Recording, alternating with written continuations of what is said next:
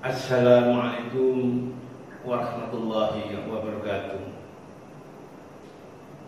Bapak Ibu peserta diklat moderasi beragama yang berbahagia,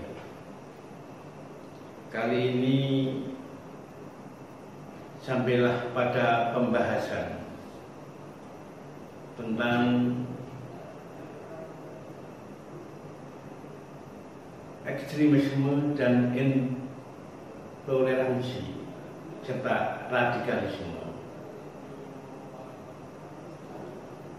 Baiklah, sebelum kita membicarakan, maka perlu kita pemahaman yang sama tentang apa itu definisi intoleransi, radikalisme, dan terorisme. Intoleransi adalah orientasi negatif atau penolakan seseorang terhadap hak-hak politik dan sosial dari kelompok yang ia tidak setujui. Ini masalah toleransi.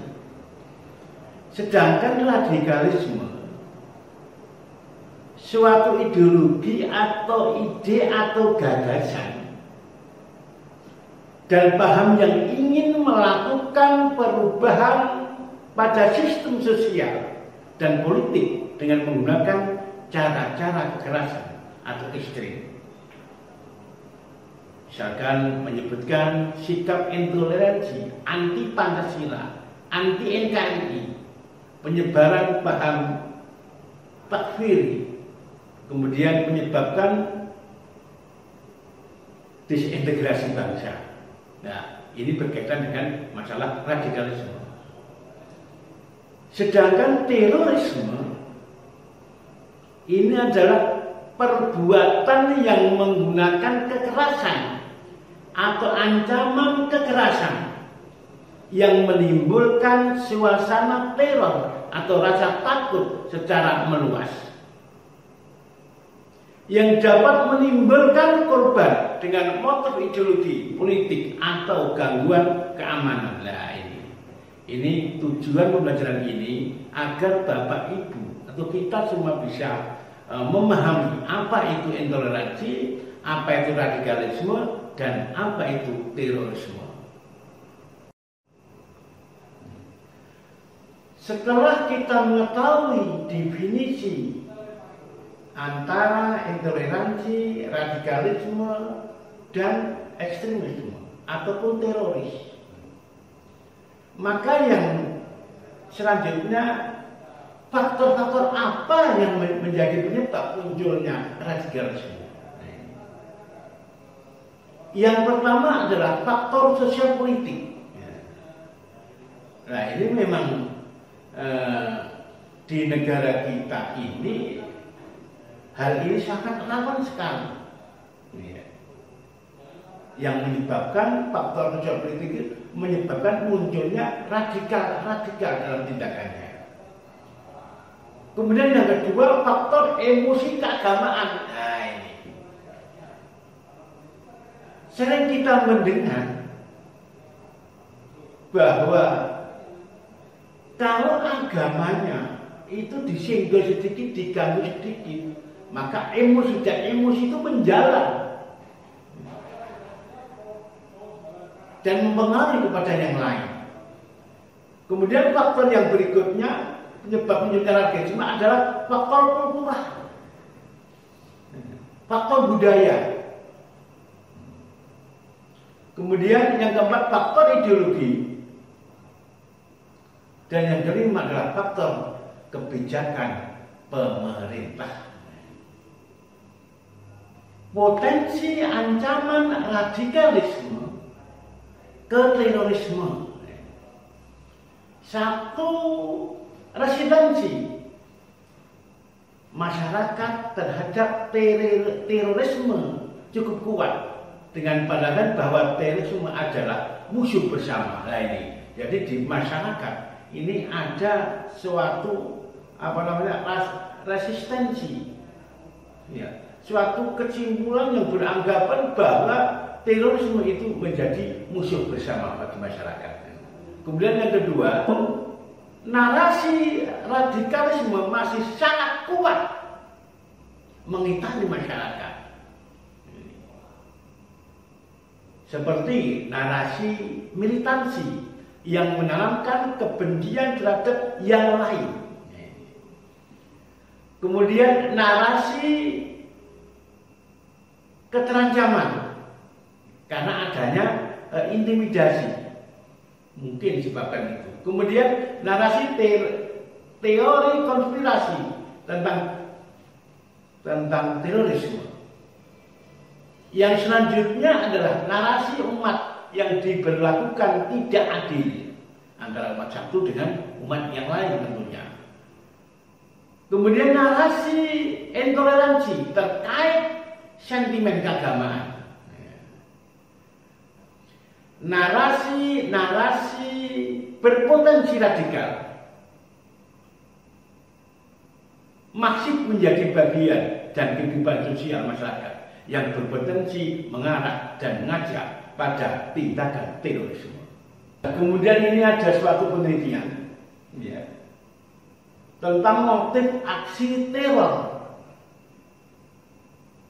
Suatu riset oleh INSET pada tahun 2012. Ya, ini mengadakan riset. Ideologi agama ini tertinggi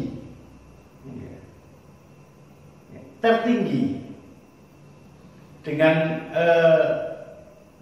45,5%. Nah ini radikal yang disebabkan yang berkaitan dengan ideologi agama ini, sehingga menyebabkan tindakan kekerasan misalnya. Kemudian solidaritas komunal ini menempati 20%. Nah, ini kalau berkaitan dengan solidaritas komunal ini mencapai 20%, maaf. Kemudian mob tentang mental. Ini adalah 12,7%. Kemudian tentang balas dendam itu menempati 10%. Situasional 9,1%. Dan yang paling tinggi adalah separatisme. Ini 1,8%. Nah, ini menurut INSET. Berdasarkan riset tentang potensi dan tantangan radikalisme. Ini adalah survei Wahid Foundation 2016. Bahwa ada 72% mayoritas muslim di Indonesia itu adalah menolak tindakan radikalisme.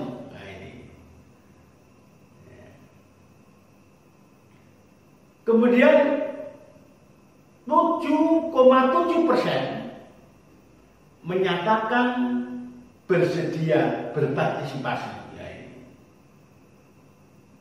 Kemudian 0,4% mengaku pernah berpartisipasi dalam kegiatan yang berpotensi kekerasan atas nama agama lain. Ini bagian persentase tentang tantangan radikalisme berdasarkan riset ini.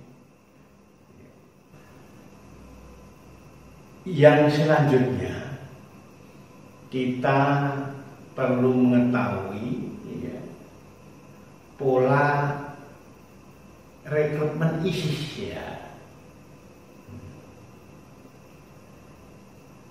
Yang pertama ini adalah kekurangan dan pertemanan guru dan murid.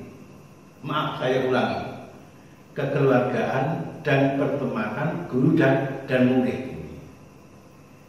Ini apakah melalui sosial media, ya, atau yang lain. Kemudian yang kedua, terinspirasi napi teroris di lapas.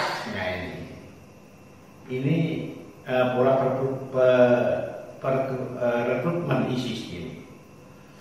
Ya, kemudian yang ketiga adalah taklim radikal dan perkawinan. Nah, ini. Kemudian yang keempat adalah saya ulangi, media sosial ataupun propaganda. Ini pola yang dilakukan oleh ISIS dalam merekrut simpati-simpatinya ataupun bisa dikatakan anggota-anggotanya ini. Adapun dimensi potensi radikalisme ini menurut BNPT 2017, penelitian dari BNPT 2017, pemahaman ini skornya 60,67 tentang radikalisme sebenarnya cuma sampai 60-67, tapi menakutkan. Ini pemahaman sikap, ya, sikap skornya adalah 55,70.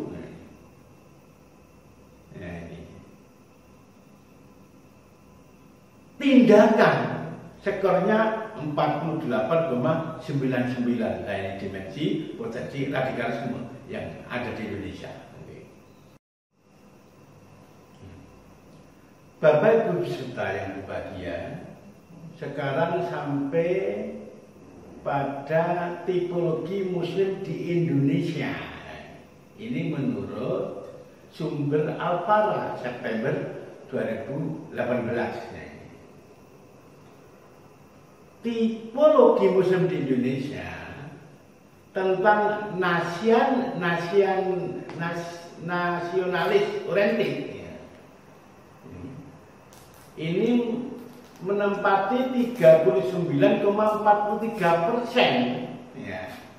Ini tentang apa? Pancasila tidak bertentangan dengan agama Islam. Kemudian dalam bermasyarakat harus memperhatikan norma dan adat yang berlaku. Nah, ini hanya menempati 39,43%. Kemudian nasionalis religius oriented, nah ini, yang penduduk yang dapat dikatakan posisi yang nasionalis religius oriented ini pernyataannya tentang Islam adalah yang agama yang cinta damai dan inklusif. Kemudian mendukung perda syariah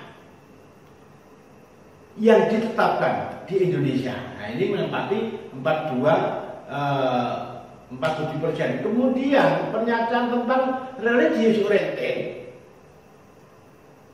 ini menempati hanya 18,10%. Pernyataan tentang kekerasan diperlukan untuk menegakkan amar ma'ruf nahi munkar. Kemudian pemimpin kelurahan hingga presiden harus dari kalangan muslim. Kemudian cenderung setuju dengan konsep khilafiyah. Ini menempati 18,10%. Jika dibandingkan dengan nasionalis religius oriented, kemudian nasionalis oriented, ini adalah prosentasenya religius oriented itu lebih sedikit atau paling rendah. Bapak Ibu yang berbahagia, adapun tentang strategi nasional pencegahan terorisme itu, ya, itu ada pendekatan lunak dan ada pendekatan keras. Ya. Pendekatan lunak atau soft approach ini adalah kontra radikalisasi. Apa saja? Ya. Berkaitan dengan itu, peningkatan kewaspadaan. Kemudian ada peningkatan daya tangkal. Dan kemudian yang ketiga adalah media literasi.